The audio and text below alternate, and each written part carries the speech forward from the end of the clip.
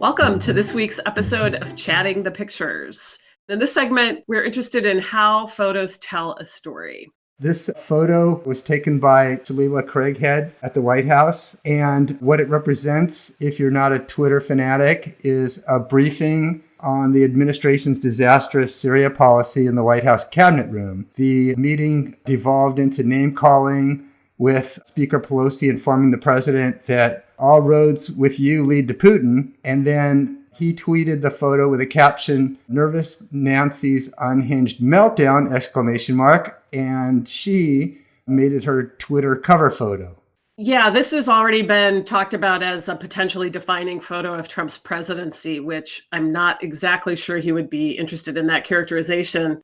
What's interesting is that Trump actually tweeted 3 pictures from this meeting, but this is the only one that I've seen get any media traction. And so the question is why? One of the reasons is that this is actually a really great photo from a visual standpoint. It's perfectly composed. It sets a cast of characters into play for the viewer, especially Pelosi and Trump, whose gaze is locked completely on one another, with the pointing finger of Pelosi obviously amplifying their very tense interaction. The photo also frames Pelosi really nicely in the context of those lit niches behind them in the cabinet room. The one on the right, where you can see the bust, is a bust of Benjamin Franklin. The one on the left, which Pelosi's head is perfectly blocking in excellent photographic composition, is in fact a bust of George Washington. So in some ways, Pelosi, is she standing in for George Washington as a kind of representative of a better way? Or, as Trump would prefer us to think, is she being a bully?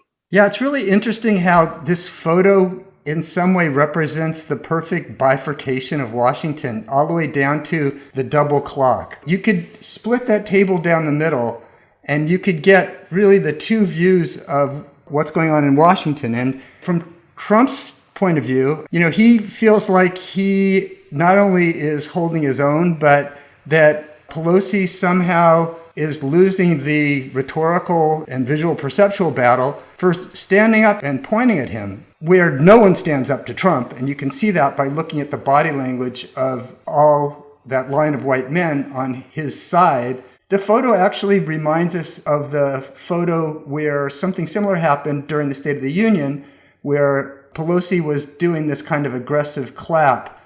So someone on the right literally would say that she's hectoring or lecturing. In fact, this is like a rare opportunity for some kind of engagement in the same room, in the same space, and it really looks like it's not welcome. Yeah, I think that's a really good point. And we have seen this visual dynamic play out between the 2 of them before. As you mentioned, the famous Nancy clap. And then also earlier, Schumer and Pelosi were in a meeting in the Oval Office where, a photograph was Pelosi talking, kind of pointing, gesturing, and Trump with his hands up like, well, I don't know what you're saying, or I don't know what to do. So there is this kind of battle for optics that's played out between the 2 of them individually. What I think is really interesting about this photo and the way that it was so quickly received and circulated online was the extent to which people wanted to talk about the body language of everybody else in the room. First of all, Trump is flanked by his military guys. So he's got Esper, the Pentagon chief, and then the Joint Chief of Staff on his right. So that's where, he's really pretty fortified in terms of trying to justify this disastrous military withdrawal. But then if you look at everybody on that side, there's a kind of a steely anger. They're really looking at Pelosi, almost glaring. You see McCarthy almost pushing against the table. So I think you've got a kind of anger by proxy. Down at the other end, where you have Scalise and you have especially the chairman of the Joint Chief, it's really a kind of mortification. And I think that's less kind of a shame or embarrassment than it is just a real shock, that this is coming their way. Then on the other side, it's more like an engagement and interest with Engel at the back, the body language of Menendez. This is really the body language of constructive debate. And it really then frames Pelosi's body language less as a I tell you so or an act of aggression, which is the way that Trump would perceive it, than it is, making a point. Okay, she's maybe like had it at this point because he's not willing to engage.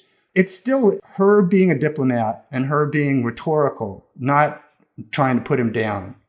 I have to say, one of the things I thought about, in addition to Pelosi's obvious physical power here, she's standing when everyone else is sitting, she's pointing, she's clearly got the floor and everyone's attention. I also thought, okay, are there other images of powerful women in this room? And I flashed on a lovely, playful photo that I believe it was David Hume Kennerly made at the end of the Ford administration of Betty Ford dancing on the top of this table in the cabinet room. And I had this kind of moment of like, the ghost of Betty Ford dancing on this table when I looked at this image and thought, where is there a space or a place for a particular kind of female power to play out? And Pelosi's really giving us something we just honestly don't see all that often, particularly in a space like this. The next segment is called The Look. And here we're interested in how photos or images might be used to push the visual boundaries of a story or an idea. This image is what you could call one of the visual gems of the Ukraine scandal and is, at this point, goes to the heart of the impeachment proceedings. What we see is a screenshot from a cell phone video from 2018 featuring Rudy Giuliani at the Trump International Hotel in Washington, D.C. with Lev Parnas. Just outside of the screen at this point is his partner, Igor Fruman, and both men were recently arrested for allegedly funneling foreign money into U.S. political campaigns, and they were also accomplices of Giuliani in trying to leverage officials of the Ukrainian government to dig up dirt on the Bidens to aid Trump's re-election campaign. The thumbs up tells us that Trump is there even when he's not there. The symbolic ghost of Trump hovers alongside that thumb. And guess what? He's right in the middle of everything.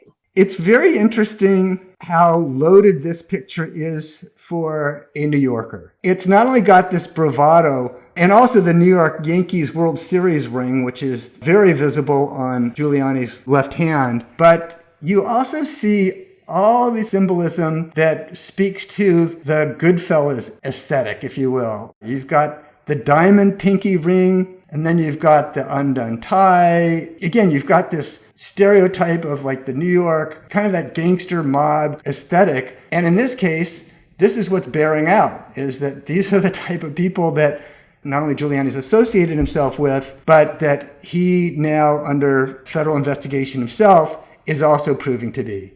And what's even more interesting about that notion of the mob is the EU ambassador Gordon Sondland testified yesterday that Trump basically delegated U.S. foreign policy in the Ukraine to Rudy Giuliani. There's a way to read this photo to say this is an official photograph of U.S. foreign policy engagement on the topic of Ukraine. If this is U.S. foreign policy on Ukraine, what you have is this kind of mob-like, wise guy connotations, plopping back on the hotel couch, tie off, having a drink late at night. One of the things we have to think about is the extent to which this may in fact be a photograph of official United States diplomacy. And how do we make sense of that? That's true. And then also it just starts to cascade into all the other levels of alleged corruption and conflict of interest and abuse of power involving the Trump administration by virtue of the fact that there they are sitting in the Trump International Hotel in D.C., and you start to now have a reference to how Trump has taken advantage of the emoluments clause. I agree with you completely, but I think it also then starts to connect to all the other layers of concern. All right. Our next segment we call The Pick. And here we're interested in exploring the question of what makes a photo a good editorial choice when there are lots of options. This photo was taken by Ismail Koskun for IHA. It was distributed by Reuters. The photo shows women running out of their homes after a rocket was fired from Syria into a neighborhood along the Turkish border. The town was Al-Kakale. What's ironic about the picture is that it was taken in Turkey. And in the first couple of days of the Turkish invasion into Syria and the battle against the Kurds, most of the photographs that we saw on the newswire and in the media were taken either in Turkey or they were taken looking across the border from Turkey. Well, if the Pelosi and Trump White House photo obscures the real issues they were talking about, this photo highlights what the real consequences are of these kinds of decisions and the whiplashing back and forth of those decisions at the policy level. It really does start to pick up, too, on the really heinous killing of Kurds over the first week of the incursion, the fact that these ISIS prisoners were abandoned and escaped. You do get that sense of terror and chaos. What to me is also really striking about this photo is the movement that's inherent in it.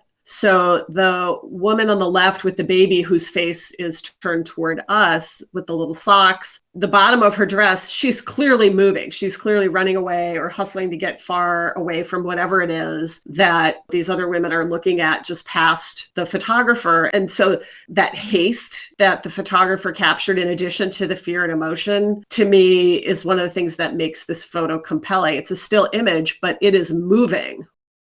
Thanks for joining us, everyone. You can find us on Instagram. You can find us on Twitter. You can also find us on our website at readingthepictures.org.